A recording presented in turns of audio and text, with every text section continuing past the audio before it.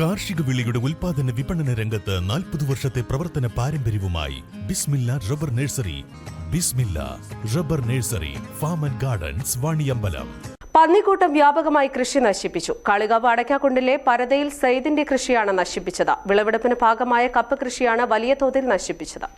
വളരെ കാലമായി കാട്ടുപന്നികളുടെ ആക്രമണത്തിൽ മേഖലയിൽ വൻതോതിലാണ് കൃഷിനാശം ഉണ്ടായിട്ടുള്ളത്.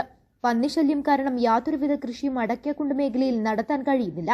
വൈദ്യുതി വേലിയും പന്നി നിയന്ത്രിത സംവിധാനവും സ്ഥാപിച്ചിട്ടും പന്നിശല്യത്തിന് ശമനമില്ല. കാട്ടുപന്നികൾ കാരണം വൻ നഷ്ടമാണ് കർഷകർക്കുണ്ടായിട്ടുള്ളത്. കൃഷി നശിപ്പിക്കപ്പെടുന്ന കർഷകർക്ക് 1 രൂപ പോലും നഷ്ടപരിഹാരം ലഭിക്കാറില്ല. ഉപജീവനത്തിനായി പാവപ്പെട്ട കർഷകർ നടത്തുന്ന കൃഷിക്ക് മാന്യമായ നഷ്ടപരിഹാരം നൽകണമെന്ന ആവശ്യം ഉയർന്നിട്ടുണ്ട്. മലയോര മേഖലയിൽ ഇപ്പൊ ഈ വന്യമൃഗശാലകൾക്ക് ഫോറസ്റ്റും ഗവൺമെന്റും ഒക്കെ ഇടപെടുന്നുണ്ടെങ്കിലും ഇന്നും കൃഷിക്കാർ വളരെ ദുരിതത്തിലാണ്. എന്തെങ്കിലും വീട്ടിലേക്ക് എന്തെങ്കിലും ഒരു പച്ചക്കറി കൃഷി ചെയ്യണമെങ്കിൽ, ഒരു കപ്പ കൃഷി ചെയ്യണമെങ്കിൽ ഒന്നും കഴിയണില്ല. അത്രയും രൂക്ഷമാണ്. നടപടി എടുക്കുന്നുണ്ടെങ്കിലും പോരായ്മകളാണ് ഇവിടെ കൂടുതൽ കാണുന്നത്. കാരണം പാവപ്പെട്ട കർഷകർ എന്തെങ്കിലും ചെറുതായിട്ട് കൃഷി ചെയ്താൽ തന്നെ അത് വന്യമൃഗങ്ങൾ ഇറങ്ങി കൂട്ടമായി നശിപ്പിക്കുകയാണ്.